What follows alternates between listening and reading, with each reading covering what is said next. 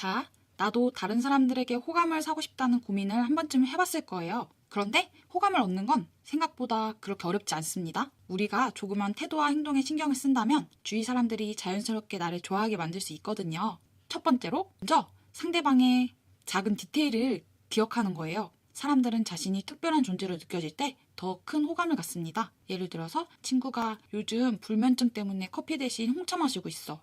이렇게 무심코 말했는데 며칠 뒤에 그 친구에게 요즘도 홍차 잘 마시고 있어? 이렇게 물어보면 상대는 이 사람이 내 이야기를 기억하고 있구나 하고 생각하게 됩니다.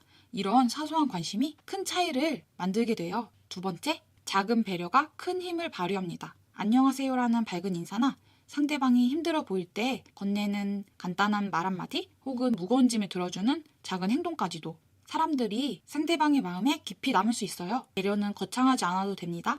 하지만 이런 행동이 쌓이면 사람들은 나를 더 긍정적으로 기억하게 되겠죠? 세 번째, 내가 먼저 마음을 열고 다가가는 용기가 필요해요. 사람들은 흔히 왜 아무도 나한테 관심을 주지 않을까?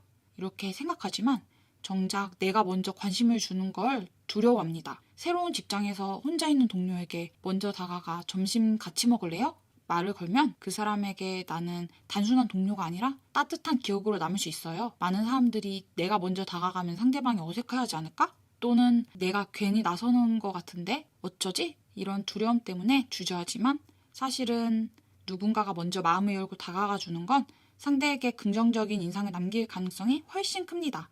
특히 낯선 환경에서 혼자 있는 동료에게 다가가서 말을 거는 행동은 상대방에게 따뜻함과 배려를 느끼게 할 수 있습니다. 그 사람은 이 사람이 나를 신경 써주는구나. 고맙다. 이런 생각에 자연스럽게 마음을 열 가능성이 높아요. 물론 상대에 따라 반응이 다를 수 있지만 대체로 인간관계는 이런 작은 시작에서 좋은 방향으로 발전하는 경우가 많습니다.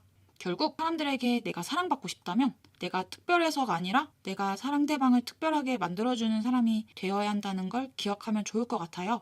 누구나 자신을 특별하게 느끼게 해주는 사람을 좋아하지 않을까요? 사랑받는 사람은 특별한 무언가를 가진 사람이 아니라 누군가의 마음에 따뜻함을 심어준 사람이 아닐까요? 그런 사람이 되어보세요. 관계는 그 작은 노력에서 시작되니까요. 안녕.